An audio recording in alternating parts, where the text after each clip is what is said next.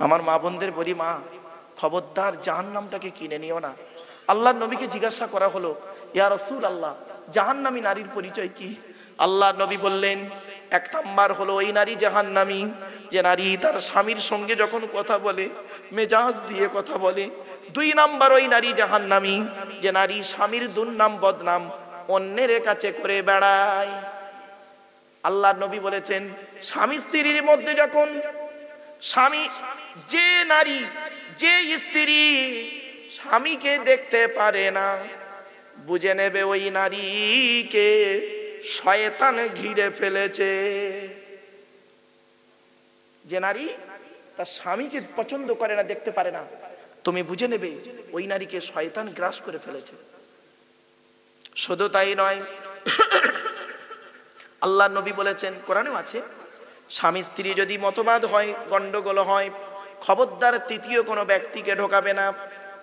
আর তৃতীয় কোনো স্বামী স্ত্রীর মাঝখানে যখন তৃতীয় কোনো ব্যক্তি ঢুকবে, স্বার্থের জন্য ঢুকবে। কিরকম স্বার্থ? শারীরিক, মানসিক, দৈহিক, আর্থিক, সামাজিক। কতগুলো বললাম? 5টা। বাড়ি থেকে ভাববেন এগুলো। শারীরিক, দৈহিক, মানসিক, আর্থিক, সামাজিক। তৃতীয় লোককে ঢোকান। আপনার বইয়ের মাঝখানে তৃতীয় লোককে ঢোকান। আমি চ্যালেঞ্জ দিলাম, এই 5টার যে কোনো একটা হবে। আপনার স্ত্রী যদি সুন্দরী হয়, গ্রামের, জাস্ট উদাহরণ বাবা, গ্রামের একটা নেতা, যুবক ছেলে, ইয়াং ছেলে, তাকে আপনি আপনার কথা বলবেন তো? আপনার স্ত্রীর মাঝখানে তাকে ঢোকান, সে তখন করবে কি? সুযোগ নেবে। শারীরিক, মানসিক, আর্থিক। উকিলের কাছে যান দুজনে মিলে, স্বামী স্ত্রীর মাঝখানে উকিলকে ঢোকান, উকিলকে ঢোকান, আর্থিক যাবে, অর্থ যাবে। ঠিক না? ঠিক। এই জন্য রাসূল বলেছেন, খবরদার স্বামী স্ত্রীর মাঝখানে তৃতীয় ব্যক্তিকে ঢোকাবে না। শয়তান কখন খুশি হয়, আল্লাহ কখন খুশি হয় শুনে নিন। শয়তান খুশি হয় স্বামী স্ত্রীর মধ্যে বিচ্ছেদ হলে, শয়তান খুশি হয়। আর স্বামী স্ত্রী ঝগড়ার পরে যখন মেল মহব্বত হয়ে যায়, আল্লাহ খুশি হয়ে যায়। আপনারাই এখানে বসে সিদ্ধান্ত নিন, শয়তানকে খুশি করতে চান, আল্লাহকে খুশি করতে চান? এখানেই বসে সিদ্ধান্ত নিয়ে নিন। নারী জাতি ভুল করতে পারে, আপনি তাকে একটু মানিয়ে নিন। জেদ মানুষকে শেষ করে দেয়। ঠিক না বেটি? মনে রাখবেন, প্রয়োজন আর প্রিয়জন। কি বললাম বাবা? প্রয়োজন আর প্রিয়জন দুটো কিন্তু এক নয়। বাড়ি থেকে ভাববেন, প্রয়োজন আর প্রিয়জন। স্ত্রী হলো প্রয়োজন, প্রিয়জন দুটোই। আকাশের নিচে জমিনের উপরে পৃথিবীর সব থেকে সেরা নার্সের নাম জানেন? সেরা নার্স। আচ্ছা, নার্সিং হোমে যারা কাজ করে, যে মেয়ে সেবিকা, ওদেরকে আপনারা কি বলেন? নার্স বলেন। হসপিটালে যারা থাকে নার্স বলেন তো। তা পৃথিবীর শ্রেষ্ঠ নার্সের নাম জানেন? স্ত্রী। আপনার স্ত্রী আপনার সেরা নার্স। হসপিটালের নার্স আপনাকে কি সেবা দেবে? টাকা নেবে, সেবা দেবে। কিন্তু আপনার স্ত্রী টাকা নেবে না, সমস্ত রকমের সেবা আপনাকে দিতে পারবে। অতএব স্ত্রীকে মূল্যায়ন করুন। ছোট্ট একটা উদাহরণ দিচ্ছি, রাগ করবেন না। নিজের স্ত্রী আর পরের স্ত্রী পার্থক্য কি জানেন? নিম পাতা আর রসগোল্লা। নিজের স্ত্রী হলো নিম পাতা, যত খাবে সুগারটা কমবে, আর যদি সুগার না থাকে ভেতরের পয়জন ময়লাগুলো মরে যাবে। আর পরের স্ত্রী হলো রসগোল্লা, যত খাবে, যত তাকাবে, সুগার চচ্চর চচ্চর করে বাড়বে। বাস্তব বললাম। এই যুবক ছেলেরা, আমারে ভুল বুঝো না। নিজের স্ত্রীকে নিয়ে ইকো পার্কে বেড়াতে যাবে, কোনো টেনশন থাকবে না, কোনো টেনশন হবে না। আল্লাহ বলেছে, তুই তোর স্ত্রীকে নিয়ে ঘোর। কোরআনে আছে, ঘোর, আমার পৃথিবীটা দেখ। নিজের স্ত্রীকে নিয়ে নিকো পার্কে যাবে, কোনো লজ্জা হবে না, কোনো টেনশন থাকবে না। আর পরের বউকে নিয়ে যাবে, ঠিক কিরম করবে জানেন? আমার দিকে তাকান, এই করতে তোর গোরা গোষ্ঠীর পিন্ডি যাবে। ঘুরতে তো পারবেই না, এক চামচ চাউমিনও খেতে পারবে না, টেনশনে। বাবা, কথাগুলো অতি বাস্তব কথা, আমার ভুল বোঝে না। চলুন, 1 নাম্বার হলো ওই নারী জাহান্নামী যে নারী, এই ওই বাচ্চাটা জেগে আছে, ও আমার ভাষা বুঝতে পারছে, নরমালের বাচ্চা ও সব নয়, সব সিজারের বাচ্চা। চল বাবু, চলেন। 1 নাম্বার হলো ওই নারী জাহান্নামী যে নারী তার স্বামীর সঙ্গে যখন কথা বলে মেজাজ দিয়ে কথা বলে। শুনে নিন, 2 নাম্বার হলো ওই নারী জাহান্নামী যে নারী স্বামীর দুর্নাম বদনাম অন্যের কাছে করে বেড়ায়। 3 নাম্বার হলো ওই নারী জাহান্নামী যে নারী স্বামীর অনুপস্থিতিতে নিজের সতীত্বটাকে পরকীয়ায় লিপ্ত হয়। ভাষা বুঝতে পেরেছেন? চলুন, 4 নাম্বার হলো ওই নারী জাহান্নামী যে নারী স্বামীর পরিবারের সঙ্গে খারাপ আচরণ করে। স্বামীর পরিবার কারা? স্বামীর বাপ, স্বামীর মা, স্বামীর ভাই, স্বামীর বোন, এদের সঙ্গে যারা যে নারী খারাপ আচরণ করে ওই নারী জাহান্নামী। খবরদার মা বোনদের বলে যাচ্ছি, অনেক মেয়ে ছেলে আছে দেখবেন স্বামীকে খুব ভালোবাসে, স্বামীর বাপকে দেখতে পারে না। আফসোসটা কোথায় হয় জানেন? রাগ করবেন না, এখানে যত পুরুষ বসে আছেন বুকে হাত দিয়ে সত্যি কথা বলুন তো দেখি, আপনার শ্বশুর আপনার বাড়িতে এলে, শাশুড়ি আপনার বাড়িতে এলে, শালা শালি এলে আপনারা কিনা করেন না? সত্যি কথা বলুন, করেন না? কি খাবে? বউ বলে দিচ্ছে এইটা আনো, ওইটা আনো, মুখ আনো, আপনি তার থেকে আরো বেশি আনছেন। তাহলে আপনি আপনার শ্বশুর শাশুড়ি শালা শালিকে, আপনি আপনার স্ত্রীর বাপকে, মাকে, ভাইকে, বোনকে জানা ভক্তি করেন, তার চারানা যদি আপনার স্ত্রী আপনার বাম্মার করতো, ভাই বোনকে করতো, সংসারটা সুখের হয়ে যেত। ঠিক না বেটি? আফসোস এই জায়গাটায়। আমরা বাংলা একটা লোককে কথা বলি, সেই সেকেন্ড ইয়ার স্টুডেন্টদেরকে সেদিনই বলছিলাম, সংসার সুখে হয়। এটাই তো ভুল করেছেন। দেখি আপনার স্বামী হলো মদখোর আর বউ আল্লাহওয়ালা, সংসার সুখে হয় কি করে দেখি? হবে? হবে না। আবার দেখুন স্বামী খুব আল্লাহওয়ালা, স্ত্রী পরকীয়ায় লিপ্ত, সংসার সুখে হবে? তাহলে সংসার সুখে হয় রমণীর গুণে, এই কথাটা প্রযোজ্য নয়। শুনে নিন, সংসার সুখে হয় দুজনের গুণে। কি বললাম? দুজনের গুণে। সংসার শুধু একজনের উপর হ্যান্ড ওভার হবে না, শুধু আপনি নোংরা হবে না, আপনার স্ত্রী ভালো হবে, কোনোদিন সুখের হবে না। সংসার সুখে হয় দুজনের গুণে। চলো এরপর আসছি, নবীজি বললেন ওই নারী জাহান্নামী যে নারী তার স্বামীকে বলে, যে নারী তার স্বামীকে বলে তোমার সঙ্গে বিয়ে হয়ে আমার জীবনটা নষ্ট হয়ে গেছে, আমার মতো মেয়ে বলে তোমার সংসার করছে, অন্য কেউ হলে বুঝতে পারতে, আমার মতো মেয়ে বলে তোমাকে বিয়ে করেছি, অন্য কেউ হলে করতো না। অনেক নারী স্ত্রী আছে দেখবেন স্বামীকে কথা বলতে বলতে বলে, মা বোনেরা খবরদারি কথা বলবেন না।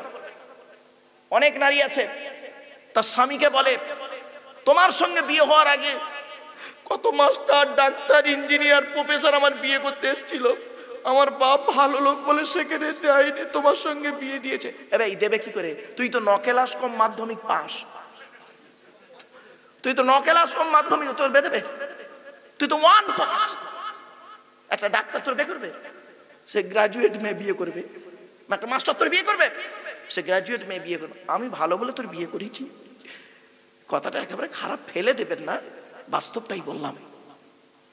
এজন্য আপনার আরেকটা এবার বলছি, রাসূলুল্লাহ বললেন, আচ্ছা হযরত উমারকে কেন্দ্র করে দ্বিতীয় আয়াতটা নাযিল হলো, কোনটা বলুন দিনি?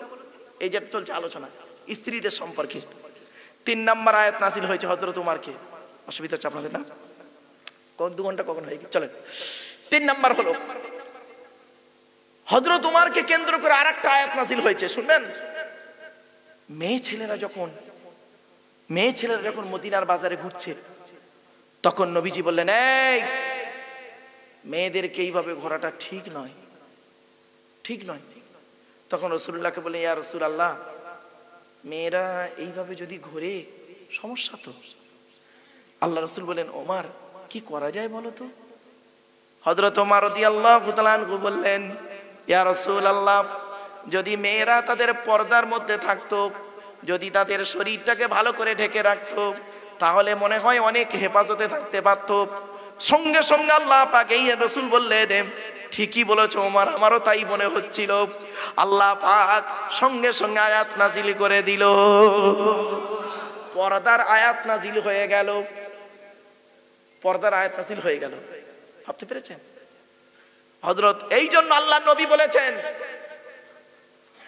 আনা খাতিমুন নবিয়্যিন লা নবিয়্যা বাদি,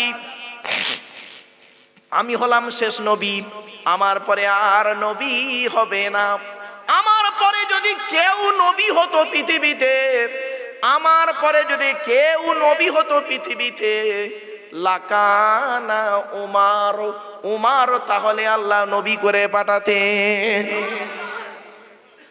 আল্লাহ নবী মুহাম্মদ সাল্লাল্লাহু আলাইহি ওয়াসাল্লামের পরে যদি কেউ নবী হতো, আল্লাহ নবী বলেছেন আমি হলাম শেষ নবী, আমার পরে আর কোনো নবী রাসূল আসবে না। যদি আমার পরে কেউ নবী হতো তাহলে উমারই নবী হতো। কি বুঝলেন? সেই আবু বকর আর উমারের আলোচনা আপনাদের কাছে টুক টুক টুক টুক করে পয়েন্ট পয়েন্ট করে বলছিলাম। মেয়েদেরকে পর্দায় রাখার চেষ্টা করুন। এখন বোরকাটাকে না, বোরকাকে পর্দা বলবেন না, বোরকাটা পর্দা না, এখন ফ্যাশন, ঠিক না বেটি?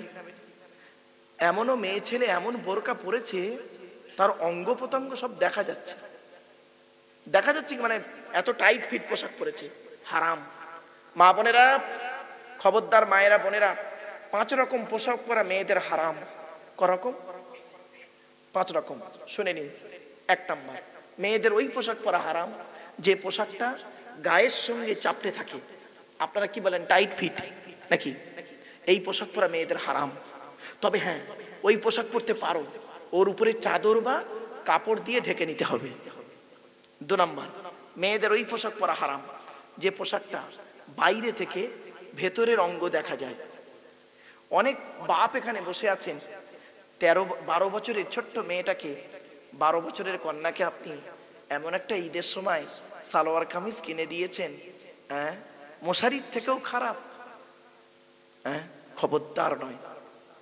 3 নাম্বার, ওই পোশাক পরা মেয়েদের হারাম যে পোশাকটা বিপরীত ধর্মের মতো। মা বোনেরা খবরদার, তোমার ধর্মের পোশাকটা তুমি পরিধান করো, অন্য ধর্মের পোশাক তুমি পরিধান করো না। 4 নাম্বার, মেয়েদের ওই পোশাক পরা হারাম যে পোশাকটা বিপরীত লিঙ্গের মতো, বিপরীত লিঙ্গের মতো। পুরুষ কোনোদিন মেয়েদের পোশাক পরতে পারবে না, হারাম। আর নারী কোনোদিন পুরুষের পোশাক পরতে পারবে না, হারাম। শুনে নিন, আপনার মেয়েটার বয়স 6 বছর, আপনি জিন্সের প্যান্ট কিনে দিলেন ঈদেতে, জিন্সের প্যান্ট আর গেঞ্জি কিনে পরালেন। ওই মেয়েটা 6 বছর বয়সে যখন জিন্সের প্যান্ট আর গেঞ্জিটার অভ্যস্ত হয়ে যাবে, 16 বছর বয়সে আপনি ওকে সালোয়ার কামিজ পরাতে পারবেন তো? বিবেককে প্রশ্ন করুন, বিবেককে প্রশ্ন করুন। খবরদার নয়, এটা চেষ্টা করবেন। 5 নাম্বার, মেয়েদের ওই পোশাক পরা হারাম যে পোশাকটা বিপরীত লিঙ্গকে আকর্ষণ করে, ওই পোশাক পরা হারাম। এখন মেয়েদের দেখবেন মা বোনেরা অনেক বোরকা পরে। আরে ভাই, বোরকাতে আর পর্দা নেই, কথা খারাপ ভাববেন না। এই ডায়মন্ড টকিজ থেকে, সিনেমার হল থেকে বেরোচ্ছে বোরকা পরে, স্বামী স্ত্রী গলার ডিম সিনেমা থেকে বেরিয়েছে, বোরকা পরে সিনেমা দেখছে, বোরকা পরে ইকো পার্ক, নিকো পার্ক, চিড়িয়াখানা, ভিক্টোরিয়া, জাদুঘর, তারামণ্ডল, নদীর পার্কে বসে প্রেম নিবেদন করছে। দীঘা থেকে শুরু করে সব জায়গায় বসে বোরকা পরেই প্রেম চলছে, নোংরা কাজে লিপ্ত। যে বলেন হুজুর আপনি জানলেন কি করে? বাবা বাস্তব বলছি, আমার স্কুলে সেন্টার হয়, মাধ্যমিকের লাস্ট দিন যেদিন সেন্টার শেষ হয় না, তো দুটোই পরীক্ষা শেষ, বাপরে বাপ, ডায়মন্ড হারবার নদীর ধারে গিয়ে দেখি সর্বনাশ, মেলা হচ্ছে। ওকে বোরকা পরে, কে বোরকা ছাড়া। খবরদার নয়, এগুলো থেকে পরিবর্তন করো। মা বোনেদের বলে যাচ্ছি, মায়েরা বোনেরা, স্বামীকে জান্নাতি মেয়ের পরিচয়টা কি? এত জাহান্নামীদের তুমি বললাম, সব জাহান্নামায় ঢুকিয়ে দিচ্ছি, টেনে টেনে বের করতে হবে। এখন বের করে জান্নাতে নিয়ে যেতে হবে, নইলে আমার খাওয়ার পিন্ডি চটকে যাবে। যাই বাবা চলেন, জান্নাতি মেয়ের পরিচয় কি শুনে নিন। ওই নারীকে দেখবেন জান্নাতি। একটা উদাহরণ দিচ্ছি। আচ্ছা বাপেরা, আপনি ঈদের সময় আপনার মায়ের শাড়িটা কিনেছেন 1000 টাকা দামে, শাশুড়ির শাড়িটা কিনেছেন 3000 টাকা দামে। স্ত্রীর কাছে এনে দুটো শাড়ি দিলেন, বললেন এটা মায়ের শাড়ি, আমার মায়ের শাড়ি এটা 1000 টাকা দাম, এটা তোমার মায়ের শাড়ি 3000 টাকা দাম। সত্যিকারের জান্নাতি নারী যে হবে, সঙ্গে সঙ্গে বলবে এটা তোমার ঠিক হলো না, ঠিক হলো না। তোমার মায়েরটা 1000 টাকা নিলে, আমার মায়েরটা 3000 টাকা নিলে, তা দুটো মিলে তো 4000 টাকা। তা 4000 টাকায় দুটো শাড়ি নিতে পারলে না 2000 করে? কালারটা আলাদা নিতে। আদর্শবান নারীর পরিচয় এ কথা কেউ বলেনি। আর কি বলে জানেন নারীরা? হ্যাঁ, আমার মা না এই রংটা পছন্দ করে। জীবনে জীবনে কি শাড়ি পরে মানুষ হচ্ছে তার কোনো ঠিক নেই।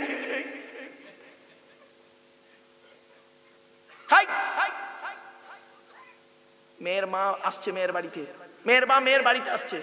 তার ছেলে এখন করেছে কি, মোটর সাইকেল নিয়ে ওর বাপকে নিয়ে মোটর সাইকেল করে ডাক্তার দেখাতে যাচ্ছে।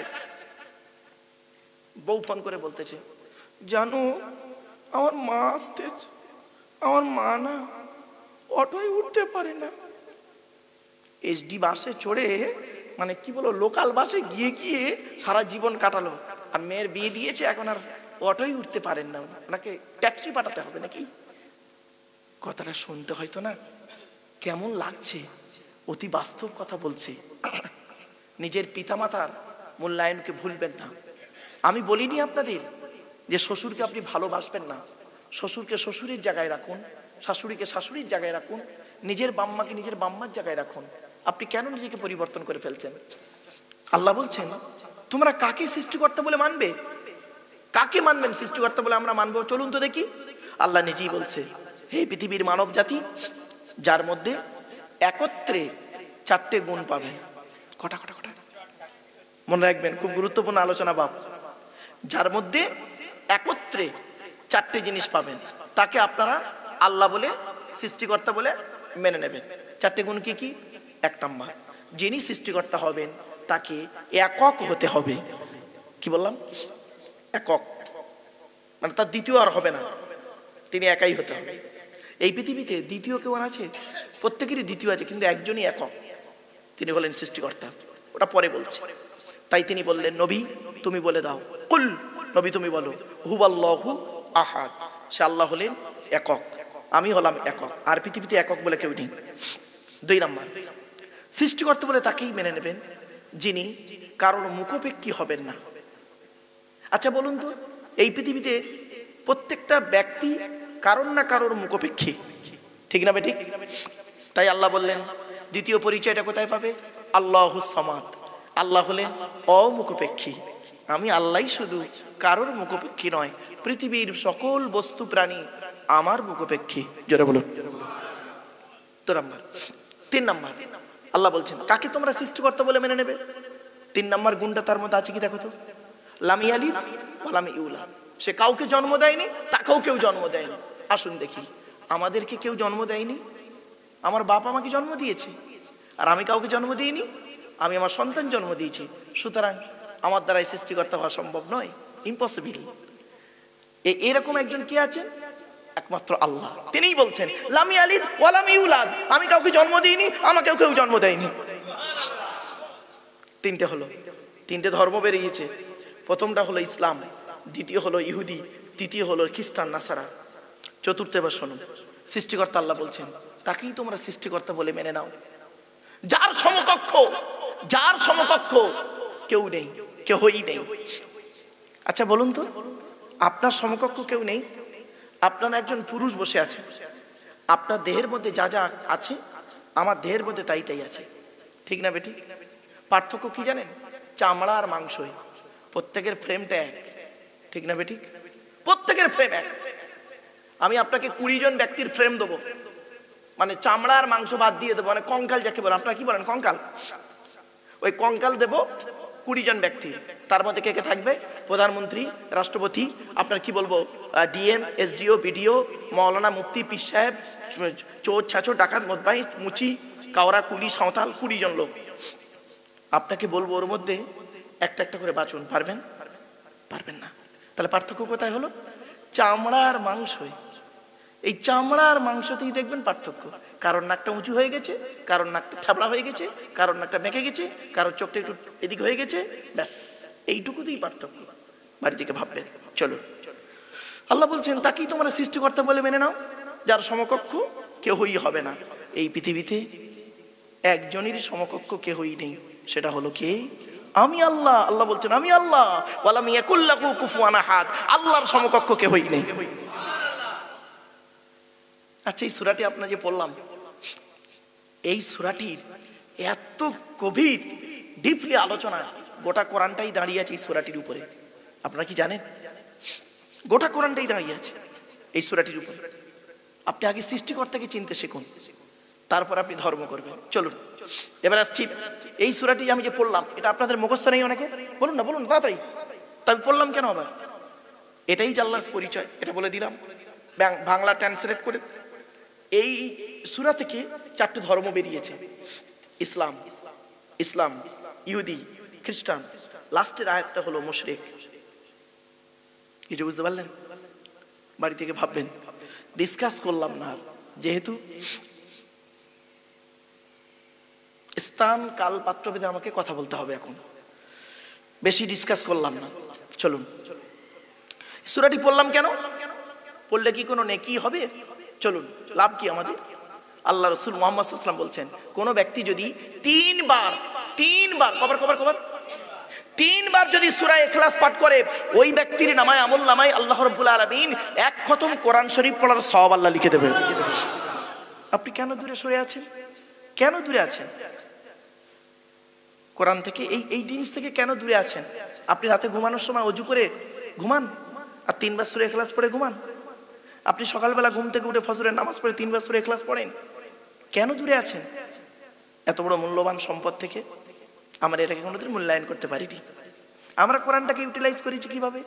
তেল পড়া, পানি পড়া, ওয়াজ করা, খতম পড়া, তাবিজ পড়া, ঘর বন্ধ করা, আর কোরআনের কিছু আয়াত নিয়ে নিজেদের মধ্যে মারামারি করা। এ ওরে বলে কাফের, ও ওরে বলে কাফের। যে কোরআনকে নিয়ে সারা পৃথিবী গবেষণা করলো, আর সেই কোরআন আমরা পড়ে করলাম কি? নিজেদের মধ্যে মারামারি করলাম। এটাই পার্থক্য। অবাক লাগে, অবাক লাগে। কি জানেন? আচ্ছা বলুন তো বাপেরা, কোরআন শরীফ পৃথিবীতে সব থেকে বেশি কারা পড়ে? হাফেজ সাহেবরা পড়ে না বৈজ্ঞানিকরা পড়ে? হাফেজরা। কতবার খতম করে তার কোনো ঠিক নেই। তো একজন হাফেজ সাহেব সারা বছরই বহুবার খতম শুরু থেকে শেষ পর্যন্ত শেষ করলো। একজন বৈজ্ঞানিক, তার অত সময় নেই, কোরআনের 2-4টা আয়াত নিয়ে সারা বছর গবেষণা করলো। পার্থক্য কি জানেন? ইনি সারা বছরে ধরে নিন সাপোজ 100টা খতম করলো, 100 বার কোরআন পড়লো, পড়ার পরে না একটা সূচের পিছনে ছিদ্র বের করতে পারলো না হাফেজ সাহেব। আর উনি কি করলেন? কোরআনের একটা আয়াত নিয়ে 1 বছর গবেষণা করছে, করার পর একটা প্লেন তৈরি করে ফেললো। ভাবতে পেরেছেন? কোরআনে বলা হয়েছে তোমরা আমার কোরআনকে নিয়ে, আমার কথাকে নিয়ে তোমরা গবেষণা করো। আমরা গবেষণা করিনি, আমরা গবেষণা করিনি, ওরা গবেষণা করেছে। হাফেজ সাহেব কোরআন পড়ে, এই একটা অক্ষর পড়লে 10টা নেকি। আল্লাহ নবী বলেছেন, মান করা আল কোরআন হরফান ফালাহু আশরু হাসানা, যে ব্যক্তি কোরআন থেকে একটা অক্ষর পড়বে 10টা নেকি পাবে। তো হাফেজ সাহেব জানে আমি একটা খতম পড়লে 3,23,215টা অক্ষর, 10 দিয়ে গুণ করুন কত নেকি পাবেন, পেয়ে গেলেন। আর বৈজ্ঞানিক নেকির আশায় পড়েন না, সৃষ্টিকর্তাকে খোঁজার আশায় পড়েন। পার্থক্য এই জায়গায়। লাস্টে বৈজ্ঞানিক খুঁজতে খুঁজতে খুঁজতে খুঁজতে দেখলো না, এটা কোনো মানুষের কথা নয়। সঙ্গে সঙ্গে কপালটাকে মাটিতে ঠেকিয়ে দিল, সুবহান রব্বিয়াল আলা বলে দিল। বুঝলেন? বাড়ি থেকে ভাববেন, এই কোরআনে 1000-এরও বেশি আয়াত হলো বিজ্ঞান ভিত্তিক। 1000-এরও বেশি আয়াত বিজ্ঞান ভিত্তিক। কটা আপনি জানেন? একটাও তো আপনাদের কিছু বলা হয় না। আমরা কোরআনটাকে ইউটিলাইজ করি যেইভাবেই। আপনারা কি জানেন এই কোরআনে 250টা হারাম আছে? কত কত কত কটা হারাম আমরা জানি? খুব মেরে কেটে কথা বলতে পারবেন? গোটা 50টা হবে। সুদ খাওয়া, মদ খাওয়া, আর কি ব্যভিচার করা, নারী নির্যাতন করা, জমির আল চুরি করা, হুক মেরে কারেন্ট নেওয়া, চিটিংবাজি করা, মিথ্যা কথা বলা। বলুন বলুন, আর কিছু বলতে পারেন তো বলুন। টেনে মেরে কেটে গোটা 20 থেকে 50টা। আর 250টা রয়েছে হারাম। 250 রকমের কোয়ালিটির হারাম আছে, 250 রকমের হালাল আছে। 500 আয়াত হলো হারাম আর হালাল, 1000 আয়াত হলো বিজ্ঞান ভিত্তিক, 1000 আয়াত হলো উদাহরণ দিচ্ছে আল্লাহ পাক। আমরা তো একটাই নিয়ে আলোচনা করতে পারিনি। দুঃখের বিষয়। জন্য বাপ আমি যেখানেই যাই চেষ্টা করি কোরআনটাকে মানুষের কাছে তুলে ধরতে। কি নেবেন বলুন কোরআন থেকে আপনারা? সবই রয়েছে এর ভিতরে, আমরা একবারও পড়িনি, গবেষণা করিনি। চলুন আজ একটা একটা করে টু দি পয়েন্টের উপরে কয়েক কটা কথা বলবো বাপ। আসছি, সৃষ্টিকর্তার পরিচয়টা আমি দিয়ে দিয়েছি প্রথম। এবার আসছি, সৃষ্টিকর্তা যুগে যুগে নবী রসুল পাঠিয়েছেন। পৃথিবীতে কত নবী এসেছেন? 1,24,000। কত কত কত? এগুলো মনে রাখবেন, এগুলো মনে রাখার জিনিস। 1,24,000 নবী। রসুল এসেছে কটা? 313 অথবা 315 জন। কেতাব এসেছে কটা? মোট 104টা। কত? 104টা। 100টা হলো সহিফা, ছোট ছোট ছোট ছোট, আর 4টা হলো বড় বড়। চলুন 104টার পরিচয়টা দিয়ে দিই। কার উপরে কটা এসছে? পৃথিবীর সর্বপ্রথম মানব যাকে আমরা বলি আদম, আদম নবীর উপরে এসেছে 10টা। কটা? 10টা সহিফা। ইব্রাহিম নবীর উপরে এসেছে 10টা। কত হলো? কত? 20টা। মনে রাখবেন এগুলো। ইদ্রিস নবীর উপরে এসেছে 30টা। কত হলো? 50। শীষ নবীর উপরে এসেছে 50টা। কত হলো? 100। মুসা নবীর উপরে এসেছে রমজান মাসের 6 তারিখে তাওরাত কেতাব 1000 পারা বা খণ্ড। রমজান মাসের 6 তারিখে মুসা নবীর উপরে এসেছে একটা। কত হলো? 101। দাউদ নবীর উপরে জবুর বলে একটা কেতাব পাঠিয়েছিলেন 150 পারা বা খণ্ড। রমজান মাসের 12 তারিখে একটা। কটা? 102। ইনজিল বলে একটা কেতাব 27 পারা বা খণ্ড। ঈসা নবীর উপরে নাজিল হয়েছে রমজান মাসের 18 তারিখে একটা। কত হলো? 103। সর্বশেষ কেতাব আমার হাতে, সর্বশেষ নবী মুহাম্মদ সাল্লাল্লাহু আলাইহি ওয়াসাল্লাম। সর্বশেষ কেতাব দি হলি কোরআন 30 পারা। এসেছে কবে? ইন্না আনজালনাহু ফি লাইলাতুল কদর। লাইলাতুল কদরের রাতে এসেছে। রাতটা কবে ছিল? 24শে রমজান 25-এর রাত। এসেছে এই তারিখে কোরআন নাজিল হলো। কটা হলো মোট? 104টা পেয়েছেন? চলুন আজকে আমাদের আলোচনা হবে শেষ কেতাব, শেষ নবী, আর শেষ নবীর 2 জন গুরুত্বপূর্ণ ডান হাত বাম হাতের সাহাবী। অসুবিধা হবে আপনাদের? ডান দিকের বাম দিক, ডান দিক বাম দিক মানে বুঝতে পারছেন না? শোনেন, আল্লাহর নবী যখন কথা বলতেন, হযরত আবু বকর সিদ্দিক রাদিয়াল্লাহু তাআলা আনহু, উনি নবী ডান দিকে বসতেন, ঠিক আছে? হযরত ওমর ফারুক বসতেন বাম দিকে, আর সামনে বসতেন উসমান, আলী। তাহলে বুঝতে পারলেন তো? এই জন্য বললাম ডান দিক আর বাম দিক। হযরত আবু বকরের জীবন চরিত্র কিছু তুলে ধরবো, হযরত ওমরের জীবন চরিত্র কিছু তুলে ধরবো, যেটা আমাদের খুবই জরুরি, কাজে লাগবে। মূল্যায়ন যদি করি, বাস্তবায়ন যদি করি, আর যদি শুনে চলে যাই তাহলে এভরিথিং ইজ বিগ জিরো, লাভ হবে না। চলো এবার আসছি মুহাম্মদ সাল্লাল্লাহু আলাইহি সাল্লামের পরিচয়টা নিয়ে নিই। মুহাম্মদ সাল্লাল্লাহু আলাইহি সাল্লামের পরিচয় হচ্ছে তিনি কুরাইশ বংশে জন্মগ্রহণ করেছেন। কুরাইশটা কে? মুহাম্মাদের বাপের নাম আব্দুল্লাহ, আব্দুল্লাহর বাপের নাম আব্দুল মুত্তালিব, আব্দুল মুত্তালিবের বাপের নাম আব্দে মান্নাফ, আব্দে মান্নাফের বাপের নাম হাশেম, হাশেমের বাপের নাম কুসাই, কুসাইয়ের বাপের নাম কিলাব, কিলাবের বাপের নাম মুর্রা, মুর্রার বাপের নাম লুবাই, লুবাইয়ের বাপের নাম কাব, কাবের বাপের নাম গালিব, গালিবের বাপের নাম ফিগির, ফিগির থেকে কুরাইশ বংশ এসেছে। তার মানে টেনে টেনে বললে মনে হয় সুবহানাল্লাহটা জোরে বলতেন। বুঝেছি, মানে আপনারা টান খুব ভালোবাসছেন। এখন সেই পুরাতন অভ্যাসটা রয়ে গেল। গলাশিয়ার মানুষ, এত ভালো একটা পরিচয় দিলাম মুহাম্মদ সাল্লাল্লাহু আলাইহি ওয়াসাল্লামের, সুবহানাল্লাহ একটু জোরে বলা গেল না? একবার সুবহানাল্লাহ বলে 10টা নাকি জোরে বল সুবহানাল্লাহ। কি আশ্চর্য! আসুন নবীর বাপের নাম আব্দুল্লাহ, মায়ের নাম আমিনা, দাদার নাম আব্দুল মোত্তালিব, দাদির নামটা কি? নেতিলা বিনতে খব্বাব ব্র্যাকেটে ফতেমা, কেউ বলেছেন সামিরা। নবীর নানার নাম আব্দুল ওয়াহাব জুহরি, নবীর নানির নাম বারিরা বা বাররা, নবীর দুধবার নাম হালিমা, নবীর দুধ বাপের নাম হারেস, নবীর দুধ ভাইয়ের নাম আব্দুল্লাহ, নবীর বাপের নাম আব্দুল্লাহ, নবীর দুধ ভাইয়ের নাম আব্দুল্লাহ, দুটো যেন এক করে ফেলবেন না। নবীর জন্ম 570 খ্রিস্টাব্দে, ইংরাজি কি মাস ছিল? 29 আগস্ট, আরবি মাস ছিল রবিউল আউয়াল মাস 12 তারিখ, মতান্তরে 9 তারিখ, সোমবার শোবে সাদেকের সময়, আরবের মক্কা নগরী কুরাইশ বংশে নবীর জন্ম। নবীর বাপেরা হলো 10 ভাই, নবীর মায়েরা হলো 19 বোন। নবীর 9টা চাচা, 18টা খালা, 6টা ফুপু, 7টা ছেলে মেয়ে। নবীর 9টা চাচার নাম কি? বড় চাচার নাম হারেস, জুবাইর, মুকাইহিম, ফাইদাক, সাইদাক, আবুল আহাব, হামজা, আব্বাস, আবু তালেব। নবীর বাপ আব্দুল্লাহ।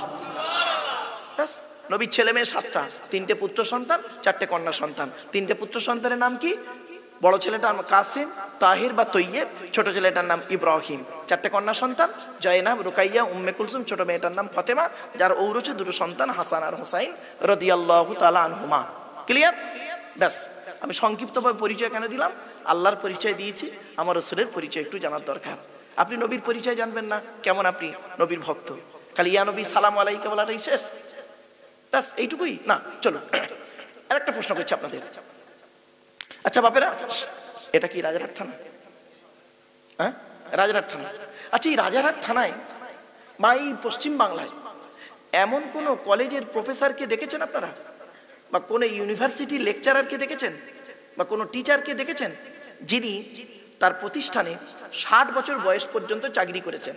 চাকরি করার পরে তাকে যদি জিজ্ঞাসা করা হয়, স্যার আপনি এই প্রতিষ্ঠানে 60 বছর বয়স পর্যন্ত চাকরি করেছেন, তা আপনি একটু দয়া করে বলবেন আপনার 60 বছর চাকরি জীবনে যত স্টুডেন্ট পড়িয়েছেন, ছাত্র এবং ছাত্রী, প্রত্যেকটা 100% পারফেক্ট? উনি বলতে পারবেন? বলুন বলুন। পারবেন না। তবে এতটুকু বলতে পারেন যে আমার জ্ঞানমতে যত ছাত্রছাত্রী পড়িয়েছি 99.9% ভালো। 2-একটা চোচ্ছাচোর ডাকাত বদমাইশ গুন্ডা বদমাইশ হতে পারে, ঠিক না বেঠিক? 100% ভালো বলতে পারবেন না, ঠিক না বেঠিক? কিন্তু আফসোসের বিষয় কি জানেন? শুনবেন, চমকে যাবেন। এই পৃথিবীতে একজন টিচারের আগমন ঘটেছিল, এই পৃথিবীতে একজন প্রফেসর এসেছিলেন, এই পৃথিবীতে একজন গাইডার এসেছিলেন, এই পৃথিবীতে একজন মেসেঞ্জার এসেছিলেন, এই পৃথিবীতে একজন টিচার এসেছিলেন, যার জন্ম হয়েছিল 570 খ্রিস্টাব্দে। ইংরাজি ছিল 29 আগস্ট, আরবি ছিল রবিউল আউয়াল মাসের 12 তারিখ, মতান্তরে 9 তারিখ, সোমবার শোবে সাদেক। অর্থাৎ 570 খ্রিস্টাব্দে 29 আগস্ট সোমবারে তার জন্ম। আর মৃত্যু হয়েছিল, ইন্তেকাল হয়েছিল কবে জানেন? 632 খ্রিস্টাব্দে জুন মাসের 8 তারিখ সোমবার। এই বিগত 63 বছর তিনি পৃথিবীতে ছিলেন। এই 63 বছরের জীবনে কোনোদিন মিথ্যা কথা বলেননি, লোকে তাকে আল আমিন বলে দিল। আর আমি একজন টিচার, জীবনে যে কত মিথ্যা কথা বলেছি তার কোনো ঠিক নেই। চলুন, শুধু তাই নয়, তিনি যত ছাত্রছাত্রী পড়িয়েছেন না, ছাত্রদের নাম দিলেন সাহাবি, কি বললাম? আর ছাত্রীদের নাম দিলেন সাহাবিয়া, স্ত্রীলিঙ্গ সাহাবিয়া। তিনি যত ছাত্রছাত্রী পড়িয়েছেন, পড়ানোর পরে তিনি নিজেই তার ছাত্রছাত্রীদের সম্পর্কে সার্টিফিকেট দিচ্ছেন। শুনবেন, তিনি বলছেন, আসহাবিকান নুজুম বিআইয়িকুম ইক্তিদাইতুম ইহতিদাইতুম। ও পৃথিবীর মানুষেরা শোনো, আমার যত ছাত্রছাত্রী রয়েছে সাহাবী সাহাবিয়ারাম, তারা প্রত্যেকটা হলো নক্ষত্রের ন্যায়, যাকে ধরে অনুসরণ করে চলবে তার মাধ্যমে কিয়ামতের মাঠে জান্নাত পেয়ে যাবে। পারবেন এমন কোন টিচার? সেই টিচারের আজকের আলোচনা। 63 বছরের জীবন কাহিনী আপনাদেরকে কটা বলবো, কিভাবে বলবো, কোন দিক থেকে বলবো। এবং তার সঙ্গী যারা ছিল দুজন, আজকের আমাদের দুজনের আলোচনা হবে হযরত ওমর ফারুক রাদিয়াল্লাহু তাআলা আনহু, হযরতে আবু বকর সিদ্দিক রাদিয়াল্লাহু তাআলা আনহু। আচ্ছা, আমরা প্রাথমিক অবস্থাটা আজকে একটু জেনে নিই। সেটি হলো কি, যে আবু বকর সিদ্দিক রাদিয়াল্লাহু তাআলা আনহুর বয়সটা কত? আচ্ছা, আবু বকরের পরিচয়টা কি একটু জানি। আল্লাহর নবীর সঙ্গে আবু বকর সিদ্দিক রাদিয়াল্লাহু তাআলা আনহুর পরিচয়টা কি জানেন? বৈবাহিক সম্পর্ক হলো শ্বশুর জামাই। কি বললাম? কে শ্বশুর? আবু বকর শ্বশুর, মুহাম্মদ সাল্লাল্লাহু আলাইহি ওয়াসাল্লাম জামাই। আচ্ছা, এটা হলো বৈবাহিক সম্পর্ক পেলেন। এবার আসছি বয়সের সম্পর্কটা একটু দেখি। এজের দিক থেকে কে বড় আর কে ছোট? আপনাদের কি মনে হয় কে বড়? মুহাম্মদ সাল্লাল্লাহু আলাইহি ওয়াসাল্লাম বড়। কোন দিক থেকে বললেন? ওই একজন ব্যক্তি আপনাদের শুনিয়েছিল, ওই কথাটা দিয়েই বলছেন বুঝি, যে একদিন জিবরাইল ফেরেশতা এসে বলল, ইয়া রাসূলুল্লাহ আপনার বয়স কত? তখন জিবরাইলকে রাসূলুল্লাহ বললেন, তোমার বয়স কত? তা জিবরাইল বলল যে আকাশে একটা তারা দেখতে পাচ্ছেন, ওই তারাটা 70 বছর পরে পরে একবার দেখা যায়, আমি ওটাকে 70 বার দেখেছি, এই জন্য আমার বয়সটা বড়। এই দিক থেকে বললেন। আর তখন রাসূলুল্লাহ বললেন, ওই তারাটাই হলাম আমি, মুহাম্মদ সাল্লাল্লাহু আলাইহি ওয়াসাল্লাম। এই দিক থেকে বলি আমি দুনিয়ার দিন রাত্রির গণনাতে এজের দিক থেকে চেয়েছি। কিছু বুঝতে পারেনি না আওয়াজ? দুনিয়ার দিক থেকে চলুন, মুহাম্মদ সাল্লাল্লাহু আলাইহি ওয়াসাল্লামই বড় দুনিয়ার দিকে। এই দুনিয়ার দিন রাত্রির গণনাতে কদিনের বড় শুনে নিন। 2 বছর 2 মাস 10 দিন। 2 বছর বলেন ক বছর? মনে রাখবেন এগুলো, এসব টু দি পয়েন্টের আলোচনা গো বাবা। 2 বছর 2 মাস 10 দিনের বড় হলো আল্লাহর নবী, আর 2 বছর 2 মাস 10 দিনের ছোট হলো আবু বকর সিদ্দিক রাদিয়াল্লাহু তাআলা আনহু। ক্লিয়ার? আচ্ছা, আমি আবু বকর সিদ্দিক বলছি কেন? ওনার নাম কি আবু বকর সিদ্দিক? না, অরিজিনাল পরিচয় একটু জেনে নিন আজকে। এখান থেকে একটা মারাত্মক ভুল আপনাদের ভেঙে যাবে, মারাত্মক ভুল ভেঙে যাবে। কিন্তু কেউ রেগে যাবেন না দয়া করে আমার উপরে। সাময়িক শুনতে কেমন লাগবে, কিন্তু রেগে যাবেন না। ওনার নাম হলো আবু বকর ইবনে কুয়াফা। আবু বকরের বাপের নাম হলো কুয়াফা। কি বললাম? কুয়াফা। ইবনে কুয়াফা মানে কুয়াফার সন্তান। তো আবু বকর ইবনে কুয়াফা। সিদ্দিক নামটা কবে এলো? মুহাম্মদ সাল্লাল্লাহু আলাইহি সাল্লাম মেরাজে গিয়েছিলেন। মেরাজ থেকে এসে সাহাবীদেরকে নিয়ে মেরাজের ঘটনাগুলো বলছিলেন। তেমন অবস্থায় আবু জাহাল, আবু জেহেল নয়, আবু জাহাল রাস্তায় আবু বকর আসছেন, আর আবু জাহাল গিয়ে বলছেন, এই এই আবু বকর, এই তোমার বন্ধু, তোমার বন্ধু, তুমি তো তার কথা ছাড়া ওঠো না। কি হয়ে শুনেছো? যে কি বলছে, সে নাকি আজকে রাতে গিয়ে একদম জান্নাত জাহান্নাম বাইতুল মুকাদ্দাস থেকে শুরু করে একদম জেরুজালেম থেকে শুরু করে সব ঘুরে টুরে এসে, মানে ইত্যাদি ইত্যাদি তাচ্ছিল্যমূলক কথাবার্তা এসব করে এসছে। আবার জান্নাত জাহান্নাম দেখেছে, আল্লাহর সঙ্গে কথা বলেছে, ইত্যাদি ইত্যাদি ইত্যাদি বলছে। তখন আবু বকর সিদ্দিক রাদিয়াল্লাহু তাআলা আনহু উনি করলেন, আবু বকর ইবনে কুয়াফা, উনি করলেন কি, চুপ করে থাকলেন। কিছু ওর বলাগুলো হয়ে গেল, হয়ে যাওয়ার পরে বলছে, তোমার কি মত, এতে বিশ্বাস হয় তোমার? বলো, তুমি তো একটা জ্ঞানমান মানুষ, ভদ্র মানুষ, বলো দেখি এটা সম্ভব? তখন আবু বকর ইবনে কুয়াফা কি বলেছিল জানেন? আমার নবীর মুখ থেকে যদি এই কথাটা উনি বলে থাকেন, তাহলে আমি বিশ্বাস করি এটা 100% সত্য। ব্যাস, এখানে ভালো করে বুঝে নিন এই জায়গাটায়। তো উনি করলেন কি, বাড়ি গেলেন, মুহাম্মদ সাল্লাল্লাহু আলাইহি ওয়াসাল্লামের কাছে এলেন। আসার পরে রাসূলুল্লাহ জিজ্ঞেস করলেন, কি আবু বকর, কি ব্যাপার? তা বলছে, এই রাস্তায় দেখা হয়েছিল আবু জাহালের সঙ্গে, আর এই কথাটা বলেছে। তখন নবীজি বললেন, তুমি কি বললে? বললো, ইয়া রাসূলুল্লাহ, আমি তখন বলেছি যে আমার নবীর মুখ থেকে যদি কথাটা বের হয়ে থাকে, তাহলে আমি এটা বিশ্বাস করি, এটা সত্য কথা বললেন। তখন আল্লাহ রাসূল বলেছিলেন, আনতা সিদ্দীকুন, আনতা মানে তুমি, আনতা মানে তুমি, সিদ্দীকুন শব্দের অর্থ হলো অধিক সত্যবাদী। সেই দিন থেকে তার নাম হয়ে গেল আবু বকর ইবনে কুয়াফা, বলা হয় না আবু বকর সিদ্দিক। এখন প্রশ্ন হলো, ওই উপাধিটা ভালো করে বুঝবেন, এখানে খুব মারাত্মক একটা আলোচনা। খুব ইমানটাকে ঠিক রাখুন, ব্রেনটাকে ঠিক রাখুন, কেউ রেগে যাবেন না। আমার বক্তব্যের আগে আমি শব্দটা ইউজ করেছি, রেগে যাবেন না কেউ। ওই সিদ্দিক শব্দটা, অধিক, আনতা সিদ্দিকুন, তুমি একজন অধিক সত্যবাদী, এই কথাটা উনি আল্লাহ রাসূল কাকে বলেছিলেন? আবু বকর কি অন্য কোন সাহাবীকে বলেছিলেন? বলেননি। আচ্ছা, আল্লাহর নবী আবু বকরের পরেও কোন সাহাবীকে বলেছিলেন?